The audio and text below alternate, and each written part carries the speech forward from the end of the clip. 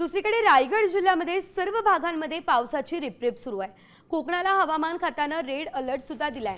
जिल्हा प्रशासनाने सतर्कतेच्या सूचना दिल्यात। काल संध्याकाळपासून जिल्ह्यात पावसाला सुरुवात झाली आहे। अलिबागसह महाड, पोलादपूर, माणगाव या भागामध्ये पाऊस झाल्याचं वृत्त आहे। आज सकाळपासून सर्वत्र दाट आणि ढगाळ वातावरण आहे। पावसाची रिपरिप या ठिकाणी सुरूच असल्याचं पाहायला मिळतंय। जिल्ह्यातील परिस्थितीचा आढावा घेतला आमचे प्रतिनिधी सचिन कदम यांनी। बघूया। हवामान खात्याने कोकणाला रेड अलर्ट दिलेला आहे। त्यानंतर आपण आता रायगड जिल्ह्यामधल्या महाडमध्ये त्या ठिकाणी पाहिलं तर इतर वेळी जी नदी आहे ती नॉर्मल वाहत असते, ती आज आपण नदी पाहिली तर नदीला भरपूर मोठ्या प्रमाणात पाणी आलेलं आहे। ही सावित्री नदी आहे। ही जी पातळी धोकादायक पातळी नाही, ही नॉर्मल पातळी आहे, मात्र तरी सुद्धा पाहिलं तर पाणी नदीला भरपूर आहे।